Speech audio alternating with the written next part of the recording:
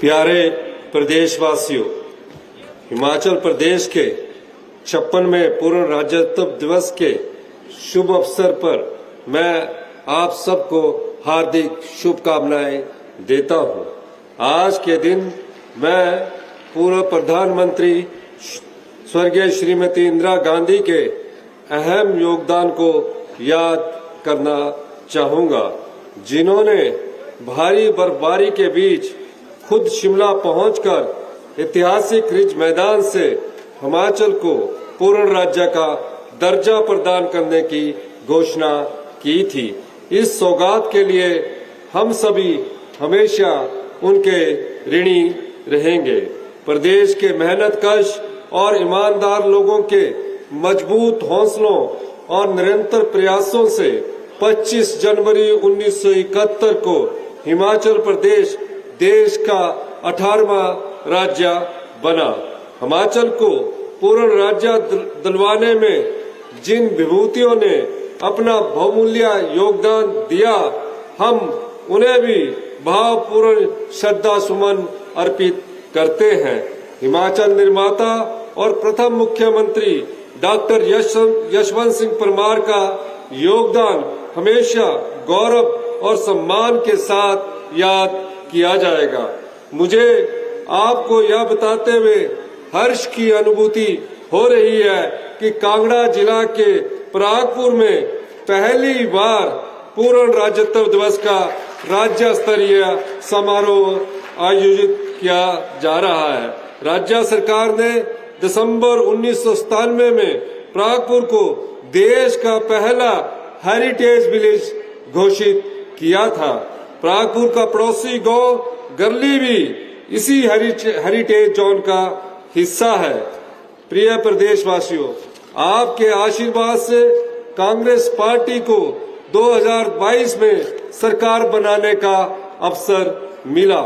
11 दिसंबर को मैंने मुख्यमंत्री के रूप में शपथ ली और मुझे प्रदेश की सेवा का सौभाग्य प्राप्त हुआ। हाल ही में हमारी सरकार ने अपने सेवा काल के 3 साल पूरे किए हैं, जो प्रदेश के विकास और प्रदेश के सभी वर्गों के लोगों के कल्याण के लिए समर्पित रहे हैं। पहले दिन से ही हमने जनसेवा को सरकार का मूल मंत्र बनाया और इसी भावना के साथ हम हिमाचल प्रदेश को आत्मनिर्भर और समृद्धशाली राज्य बनाने के लिए दिन रात मेहनत कर रहे हैं। मैं समझता हूं 1990 के दशक में और उसके बाद अब हिमाचल को 21वीं सदी की चुनौतियों के लिए तैयार करने का काम गंभीरता से नहीं कर पाए। सरकार लोगों के हित में नई नीतियां और योजनाएं लेकर आ रही है। प्रदेश के हित को सबसे ऊपर रखते हुए हम कड़े फैसले लेने से भी पीछे नहीं हटे, जिनके अब सुखदायी नतीजे आना शुरू हो चुके हैं।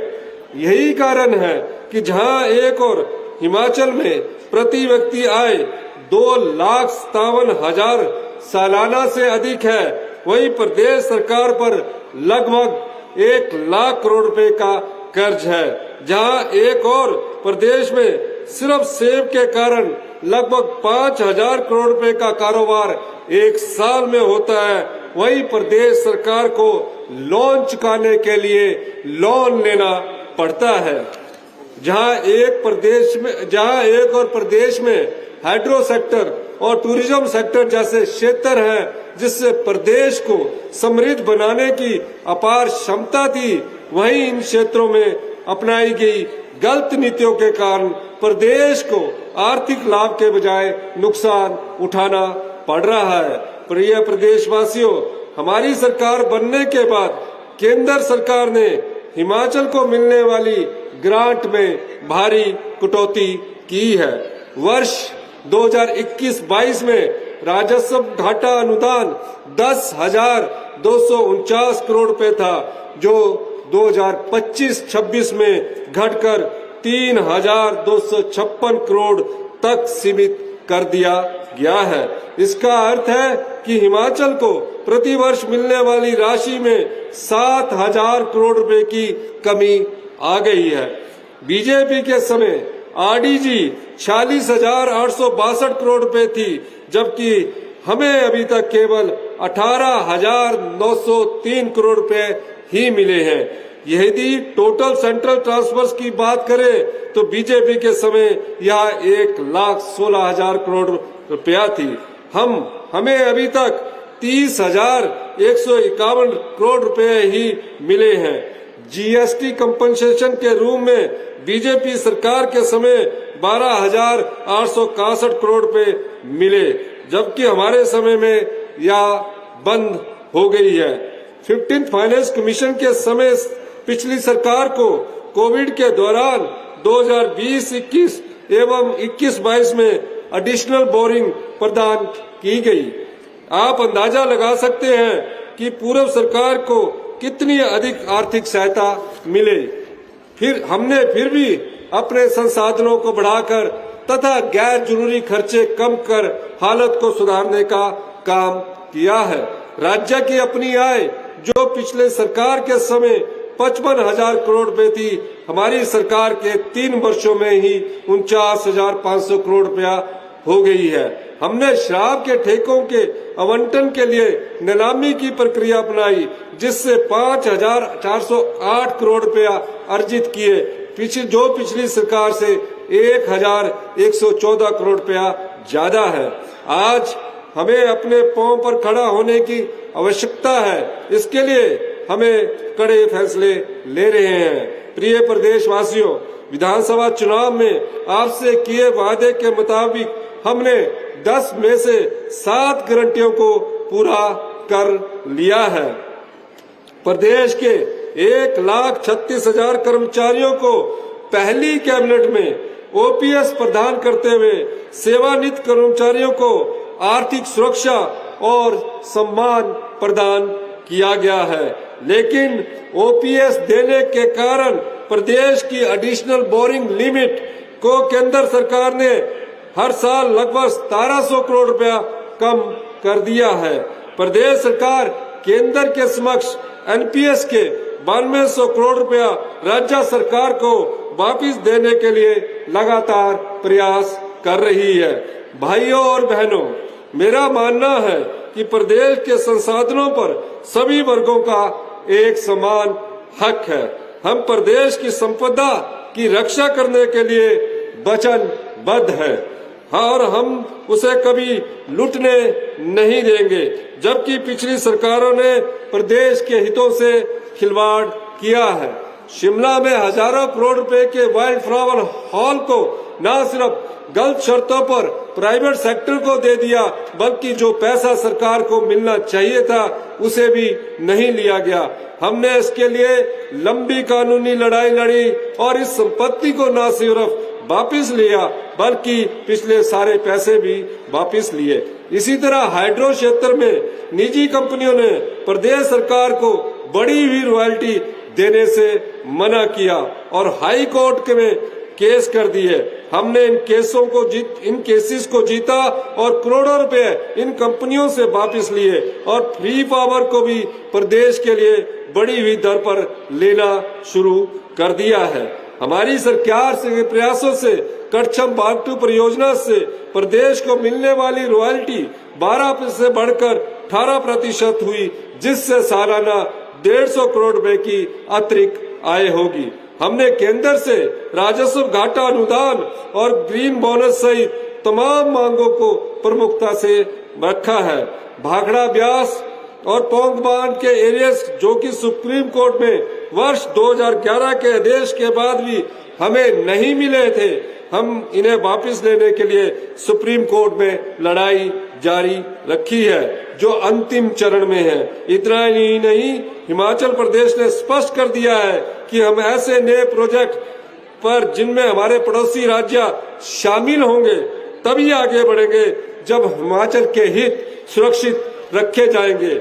हम बीबीएमबी परियोजनाओं से 12% निःशुल्क ऊर्जा रॉयल्टी, हिमाचल प्रदेश की स्थायी सदस्यता तथा माननीय सुप्रीम कोर्ट के फैसले के अनुसार बकाया लगभग 6,500 करोड़ रुपया जारी करवाने के लिए लगातार प्रयास कर रहे हैं।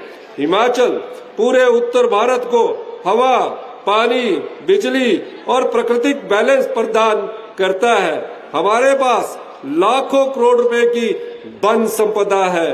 अगर हम चाहें तो एक साल में जंगलों को सेल करके लाखों करोड़ रुपया कमाकर सारा कर्ज चुका सकते हैं, लेकिन हम कोई भी गैर जिम्मेदारी वाला काम नहीं करेंगे। हम प्रदेश को भी बचाएंगे और प्रदेश को समृद्ध भी बनाएंगे। हिमाचल उत्तर भारत के लंग्स के रूप में काम करता है। हम उत्तर भारत के वाटर वॉल भी है, और अगर पंजाब और हरियाणा भारत के फुटबॉल है तो ऐसा इसलिए है क्योंकि हिमाचल की नदियां पंजाब और हरियाणा को सींचती है। हम हिमाचल के अधिकार को लेकर रहेंगे और हिमाचल के हितों के साथ खिलवाड़ नहीं होने देंगे। भाइयों और बहनों, हम प्रदेश के संसाधनों की रक्षा और नए संसाधन सृजित करने के लिए प्रतिबद्ध है। विभिन्न जल विद्युत परियोजनाओं में हिमाचल के हक को लेकर अपनी आवाज बुलंद की गई है। हमने SJVN और NHPC से ऐसे हाइड्रो प्रोजेक्ट लेने की प्रक्रिया शुरू कर दी गई है जिससे हिमाचल के हितों की अनदेखी की गई थी। हम लूरी सुन्नी और धौला सुध प्रोजेक्ट सरकार के नियंत्रण में लेने जा रहे हैं। पंजाब के साथ शानन जल विद्युत परियोजना की लीज समाप्त होने के बाद हमने केंद्र एवं पंजाब सरकार से इस परियोजना को हिमाचल को सौंपने की मांग की है। केंद्र से शानन परियोजना और चंबा जिला की बैरासूल जल विद्युत परियोजना राज्य को लुटाने की मांग की गई है।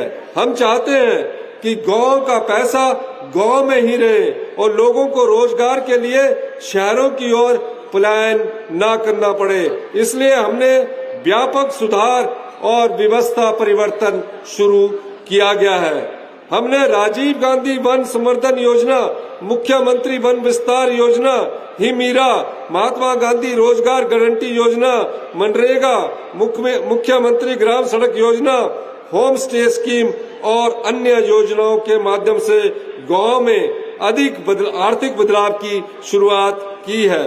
भाइयों और बहनों, हमारी सरकार पर्यावरण संरक्षण के लिए जहां पेड़ लगाने पर बल दे रही है, वहीं इसी रोजगार के साथ भी जोड़ा जा रहा है। जंगलों के संरक्षण में सामुदायिक भागीदारी बढ़ाने के लिए 100 करोड़ रुपए की लागत से राजीव गांधी वन संवर्धन योजना शुरू की गई है। इसमें महिलाएं एवं युवक मंडल स्वयं सहायता समूह को नए जंगल उगाने और इनके संरक्षण के लिए आर्थिक सहायता दी जा रही है। हमने हिमाचल को समृद्ध और संपन्न बनाने का लक्ष्य रखा है और इसे चरणबद्ध तरीके से पूरा करेंगे। हमने ग्रामीण महिलाओं को पात्रता के आधार पर 1500 रुपया महीना देने का काम चरणबद्ध तरीके से शुरू कर दिया है। हम अपनी इस चुनावी गारंटी को अगले 2 वर्ष में पूरे हिमाचल में लागू कर देंगे। इससे भी ग्रामीण अर्थव्यवस्था में महिलाओं की भागीदारी बढ़ेगी। हिमाचल में व्यवस्था परिवर्तन का प्रमुख आधार है मजबूत अर्थव्यवस्था। जब तक प्रदेश अपने पैरों पर खड़ा नहीं होगा, तब तक हिमाचल अपने हक की लड़ाई भी नहीं लड़ सकेगा। इसके लिए हमने ग्रामीण अर्थव्यवस्था को मजबूत बनाने का अभियान शुरू किया है। ग्रामीण अर्थव्यवस्था तभी मजबूत होगी जब युवाओं को गांव घर के पास सम्मानजनक स्वरोजगार प्राप्त होगा। इसके लिए हमने एक इफेक्टिव इकोसिस्टम बनाना शुरू किया है। भाइयों और बहनों, अपने वायदे के मुताबिक हमारी सरकार ने पशुपालकों से गाय और भैंस के दूध के खरीद मूल्य में ऐतिहासिक वृद्धि की है। गाय के दूध का समर्थन मूल्य 32 से बढ़ाकर 51 रुपए प्रति लीटर तथा भैंस के दूध पर 47 से 61 रुपए प्रति लीटर किया गया है। इस पहल से हिमाचल दूध खरीद पर सबसे ज्यादा समर्थन मूल्य देने वाला देश का पहला राज्य बन गया है। हम किसानों को 2 किलोमीटर से अधिक स्थित दूध खरीद केंद्र तक स्वयं दूध ले जाने पर 3 रुपए प्रति लीटर सब्सिडी दी जा रही है। हम हिमाचल में मिल्क फेडरेशन के माध्यम से किसानों से गाय और भैंस के दूध का सर्वाधिक समर्थन मूल्य पर खरीद रहे हैं। प्रदेश में गाय के दूध को क्वालिटी के आधार पर 51 रुपए प्रति लीटर और भैंस के दूध को 61 रुपए प्रति लीटर के MSP पर खरीदा जा रहा है। मिल्क फेड में दूध की खरीद 2 गुना बढ़ गई है। कांगड़ा में डगवार को में 201 करोड़ रुपए की लागत से world class milk processing plant स्थापित किया जा रहा है।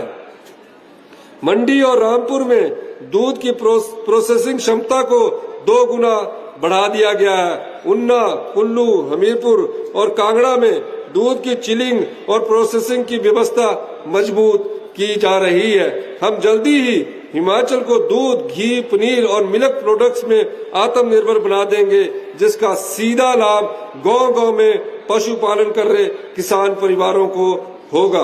प्रदेश सरकार ने भेड़ बकरी पालकों के हितों की सुरक्षा के लिए और उनकी अर्थव्यवस्था को सुधारने के लिए 295 करोड़ रुपए की नई योजना बनाई है।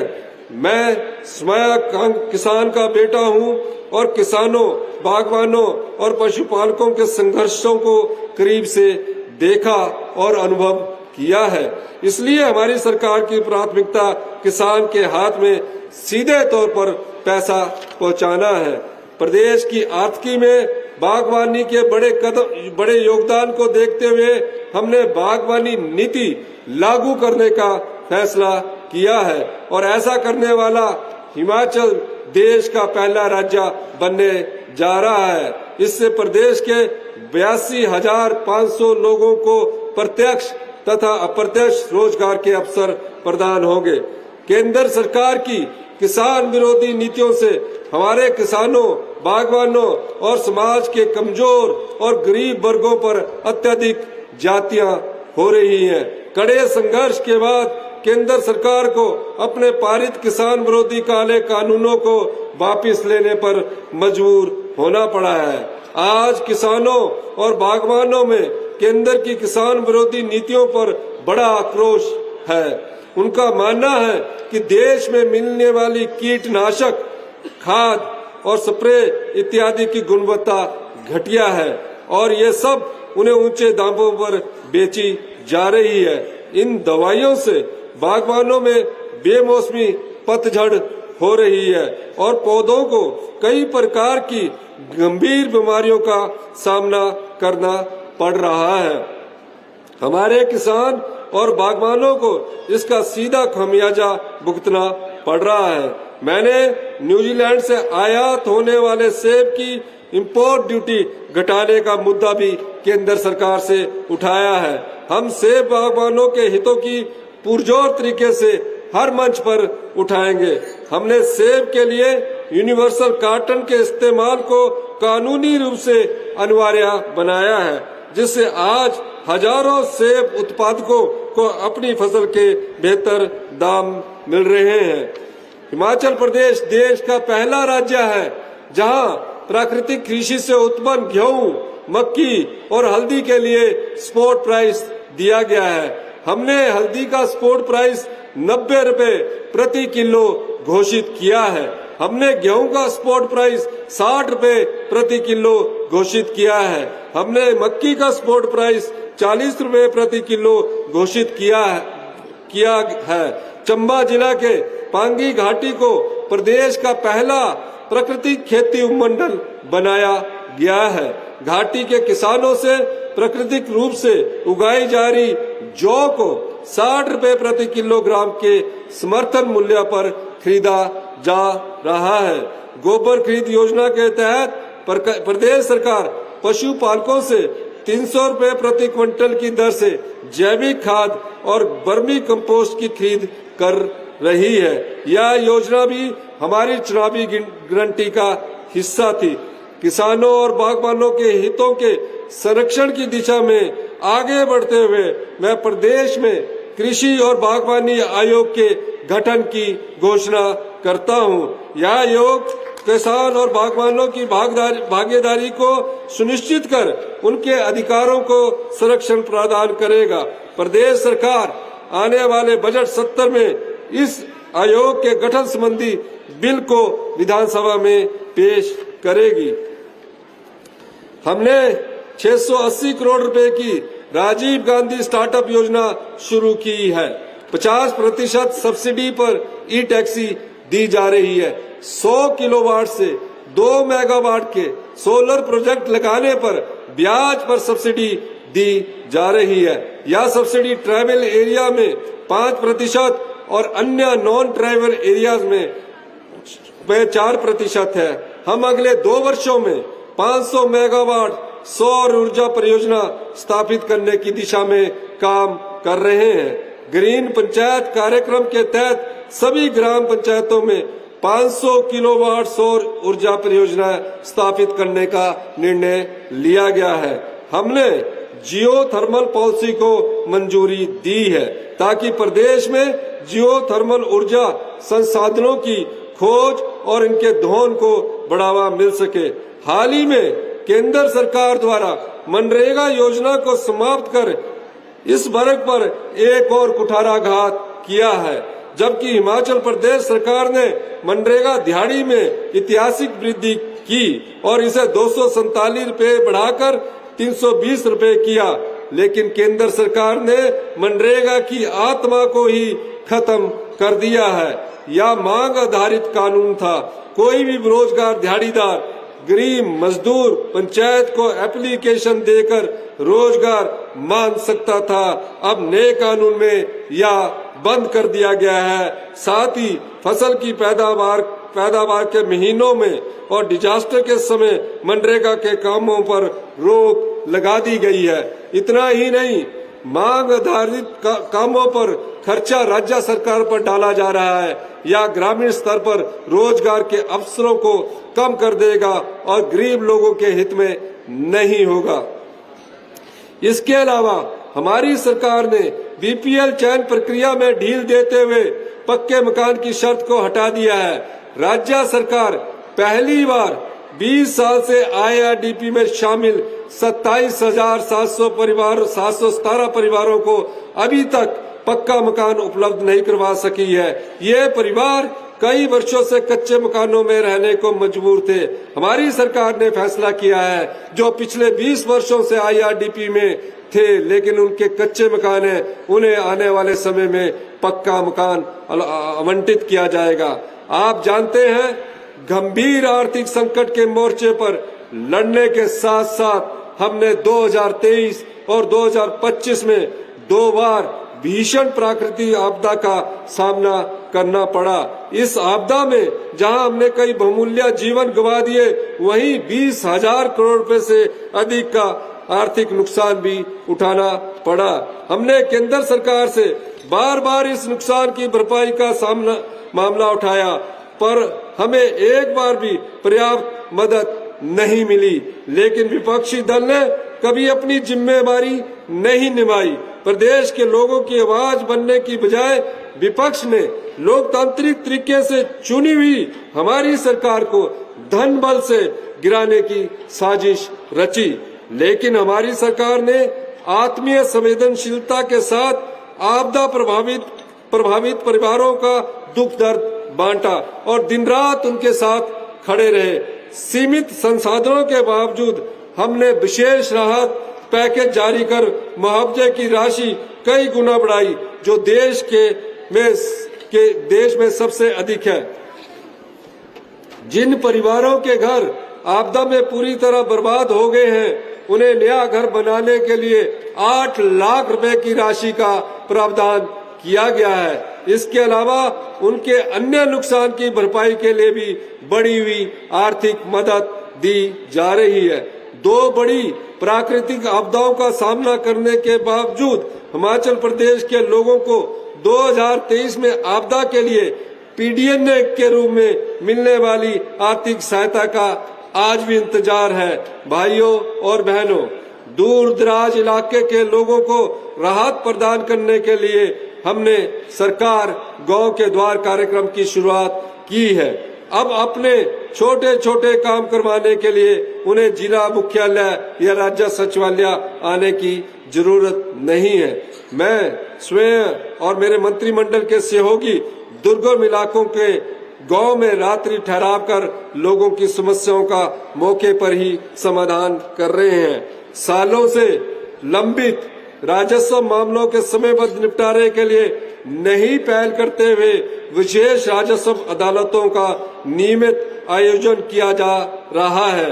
अब तक 5,10,257 राजस्व मामलों का निपटारा किया गया था, जो अपने आप में एक रिकॉर्ड है। हमने माई डीड पोर्टल की शुरुआत की है, जिसके तहत राज्य में संपत्ति पंजीकरण की प्रक्रिया को पूरी तरह से ऑनलाइन और पेपरलेस बनाया गया है। इस प्रणाली के तहत 55,000 से ज्यादा रजिस्ट्रियां की जा चुकी है। हमारी सरकार 2 जनवरी 2026 के बाद तकसीम एवं दुरुस्ती मामलों के लिए विशेष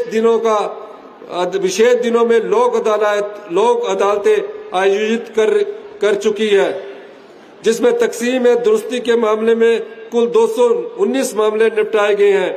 ये विशेष लोक अदालतें हर मास के अंतिम 2 दिनों में राजस्व लोक अदालतों से अलग होगी। स्वास्थ्य क्षेत्र में हमारी सरकार की दूसरी सबसे बड़ी प्राथमिकता है तथा 15 से 20 साल तक पुरानी मशीनों और उपकरणों को बदलने के लिए 3,000 करोड़ रुपया खर्च करने का निर्णय लिया गया है। राज्य में पहली बार विश्व स्तरीय स्वास्थ्य सुविधाएं उपलब्ध करवाने हेतु आरंभ की गई रोबोटिक सर्जरी एक क्रांतिकारी पहल है। शिमला के चमियाना और टांडा मेडिकल कॉलेज में यह सुविधा प्रदान की जा चुकी है। जल्दी ही आईजीएमसी शिमला, हमीरपुर और नेरचौक मंडी में भी रोबोटिक सर्जरी की सुविधा आरंभ की जाएगी। प्रदेश के विभिन्न स्वास्थ्य संस्थानों में एम्स दिल्ली की तर्ज पर PET scan, high resolution MRI, CT scan machine, digital radiography, ultrasound और हाईटेक लैब आदि की खरीद की जा रही है। एम्स दिल्ली के समान Tanda medical college, IGMC Shimla और चमियाना अस्पताल में 75 करोड़ की लागत से अत्याधुनिक डायग्नोस्टिक लैब 3 महीने के भीतर स्थापित कर दी जाएगी, जिसमें कई प्रकार के टेस्ट एक ही सैंपल से किए जाएंगे। हमारी सरकार मरीजों को सरकारी हॉस्पिटल्स में क्वालिटी दवाइयां उपलब्ध करवाने की दिशा में भी काम कर रही है। मैंने निर्देश दिए हैं कि क्वालिटी दवाइयां सीधे कंपनी से खरीदी जाए। शिक्षा के क्षेत्र में सुधार हमारी सरकार की प्राथमिकताओं में शामिल है। हमने शिक्षा की गुणवत्ता को बढ़ाने तथा आज के समय की मांग के अनुरूप पाठ्यक्रम तथा शिक्षण प्रणाली में आवश्यक बदलाव लाने की दिशा में कदम उठाए हैं। इन प्रयासों से शिक्षा के क्षेत्र में हिमाचल प्रदेश ने पूर्ण साक्षर राज्य बनने का मील पत्थर भी हासिल कर लिया है। एक और गारंटी को पूरा करते हुए हमने सभी सरकारी स्कूलों में पहली कक्षा से इंग्लिश मीडियम शुरू किया है, ताकि इन बच्चों में आत्मविश्वास पैदा हो और वो बेहतर शिक्षा प्राप्त कर सके। हमारी सरकार ने प्रदेश के सरकारी स्कूलों को सीबीएसई से संबद्ध करने का निर्णय लिया है। पहले चरण में 130 से अधिक स्कूलों को इसमें शामिल करने की प्रक्रिया जारी है। राष्ट्रीय उपलब्धि सर्वेक्षण के अनुसार हिमाचल को देश में 5वां स्थान मिला है, जबकि 2021 में हिमाचल 21वें स्थान पर था। इसके अलावा बच्चों के पढ़ने और सीखने के स्तर में भी हिमाचल ने पूरे देश में पहला स्थान प्राप्त किया है।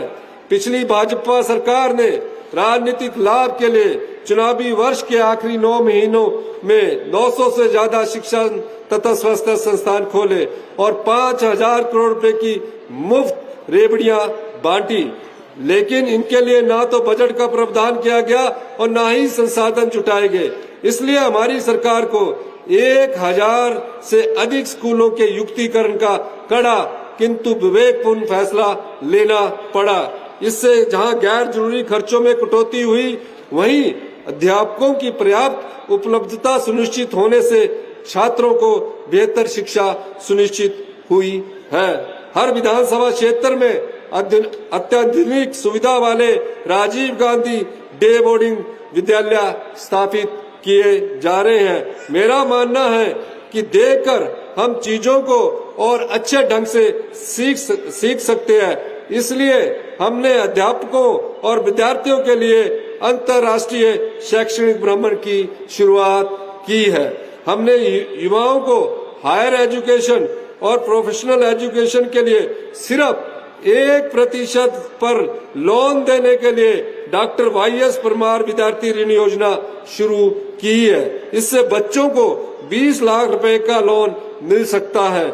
इस ऋण योजना में 7.5 लाख रुपए तक के लोन पर कोई भी गारंटी देने की जरूरत नहीं है और 7.5 लाख रुपए से 20 लाख रुपए तक के लोन की गारंटी प्रदेश सरकार देगी। मैं आपको बताना चाहता हूं, प्रदेश के इतिहास में पहली बार सरकार के माध्यम से युवाओं को विदेश में रोजगार दिलाया जा रहा है। इससे हिमाचल के नौजवान लड़के लड़कियां न सिर्फ दुनिया भर में रोजगार हासिल कर सकेंगे, बल्कि हिमाचल को समृद्ध बनाने में योगदान देंगे। अनाथ बच्चों को सहारा प्रदान करने के उद्देश्य से मुख्यमंत्री सुख आश्रय योजना के अंतर्गत सरकार ने एक अभिभावक के रूप में इन बच्चों को चिल्ड्रन ऑफ द स्टेट का दर्जा प्रदान किया है। ऐसे लगभग 6000 बच्चों को शिक्षा, स्टार्टअप आरंभ करने, घर बनाने के लिए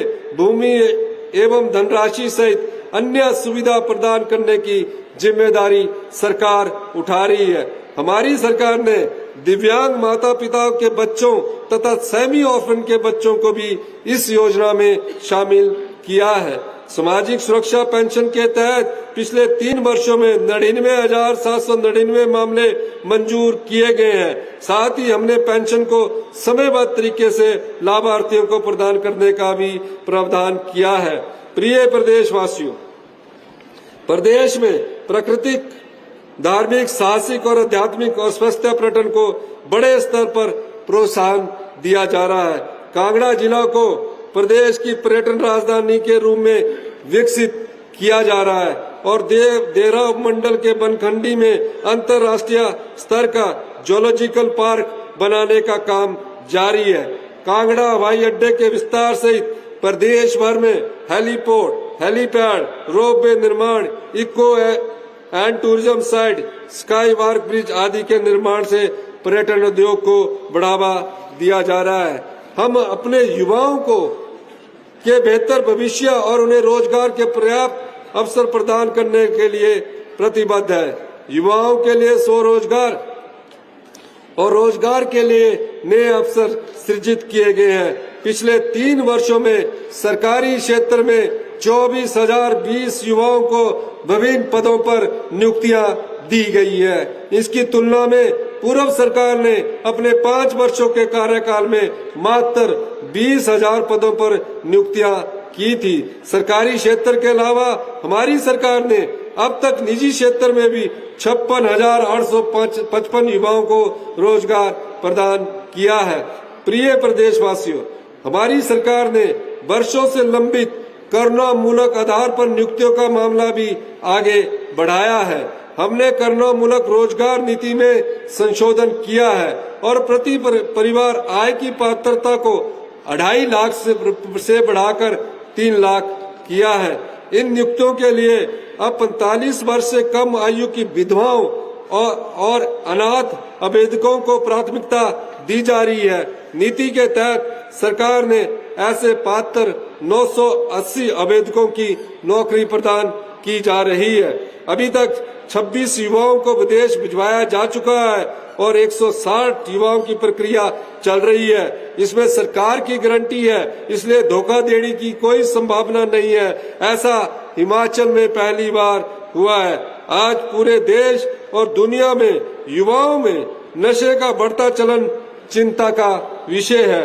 राष्ट्रीय नारकोटिक कोऑर्डिनेशन पोर्टल के मुताबिक देश की 2.1% आबादी सिंथेटिक ड्रग्स की चपेट में है। भारत दुनिया का सबसे बड़ा आबादी वाला देश है, इसलिए 2% आबादी का अर्थ है 3 करोड़ लोग, जिसमें अधिकांश युवा है। हमने युवाओं की इस बुराई से बाहर निकालने के लिए चिट्टा मुक्त हिमाचल अभियान चलाया है, जिसमें युवाओं का भरपूर सहयोग मिल रहा है। हम सभी मिलकर इस बुराई को समाप्त करेंगे, ऐसा मेरा विश्वास है। 25 जनवरी 1971 को हमें पूर्ण राज्य बनाने का गौरव प्राप्त हुआ था। इस शुभ अवसर पर मैं चाहूंगा कि हम आज यह शपथ ले कि हम सब मिलकर चिट्टा मुक्त हिमाचल का निर्माण करें। देश का युवा अगर नशे से ग्रस्त होगा तो प्रदेश और देश का विकास नहीं हो सकता। इसलिए हमें नशे के तस्करों और युवाओं को अपने जाल में फंसाने वाले अपराधियों के खिलाफ कड़ी कार्रवाई करेंगे। साथ ही हम नशा छोड़ने वालों के ट्रीटमेंट और रिहेबिलिटेशन के लिए एक विश्व स्तरीय केंद्र सिरमौर के कोटला ब्लॉक में बना रहे हैं। इस सेंटर के पहले चरण का कार्य शुरू कर दिया गया है। यह सेंटर लगभग 100 करोड़ रुपए की लागत से तैयार होगा। हमने चिट्टे की सूचना देने वालों को इनाम देने की घोषणा भी की है। मुझे पूरा विश्वास है आपके सहयोग से हम प्रदेश को अगले साल तक आत्मनिर्भर और 2032 तक सबसे समृद्ध राज्य बनाने का अपना संकल्प पूरा करने में कामयाब होंगे।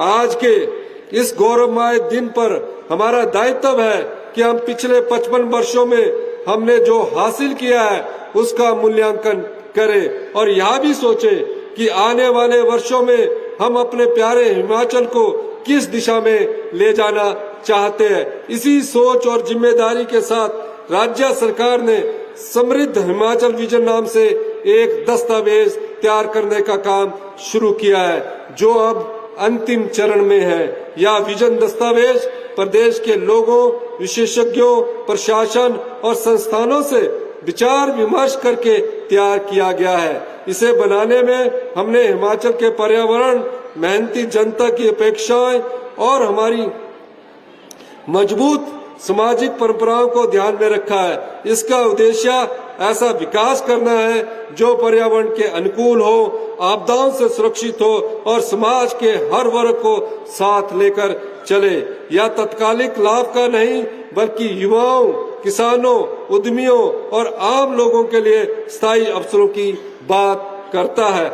आज के इस अवसर पर मैं हिमाचल प्रदेश की जनता को विश्वास दिलाता हूं कि यह एक विजन, एक साझा दिशा दिखाने वाला दस्तावेज होगा जो विकास और जिम्मेदारी, प्रगति और पर्यावरण संरक्षण तथा सपनों और वास्तविकता के बीच संतुलन बनाए रखेगा, ताकि हिमाचल प्रदेश आगे भी निरंतर प्रगति करता रहे और अपनी पहचान को सुरक्षित रखे।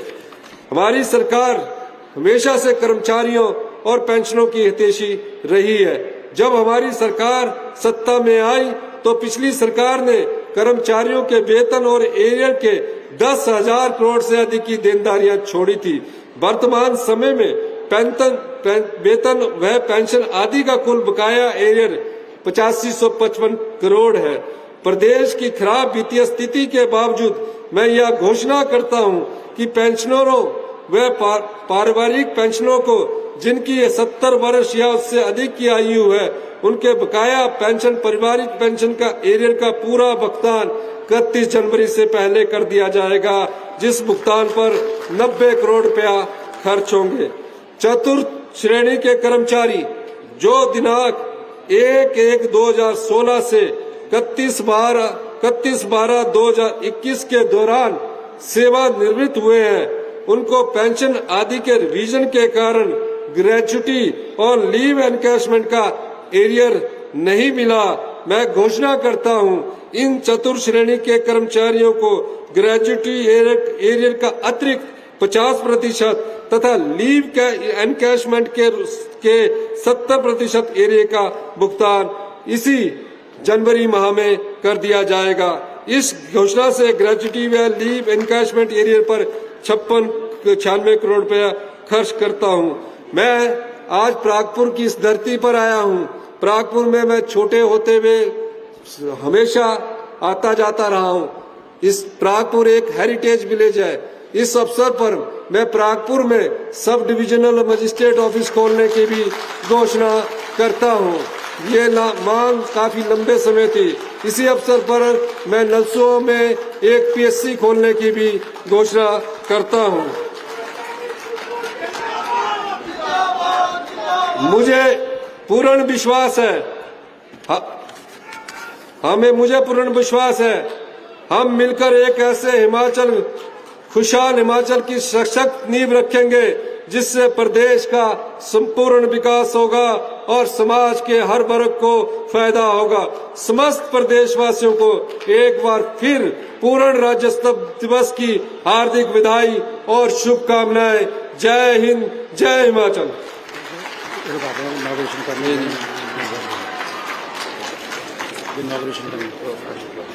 धन्यवाद महोदय जी।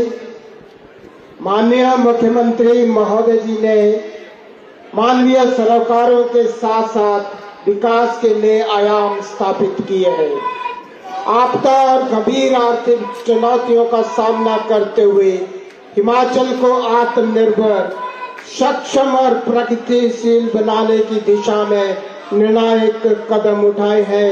माननीय मुख्यमंत्री महोदय जी के संबोधन के लिए, मार्गदर्शन के लिए हम तहे दिल से आभार व्यक्त करते हैं। धन्यवाद महोदय जी।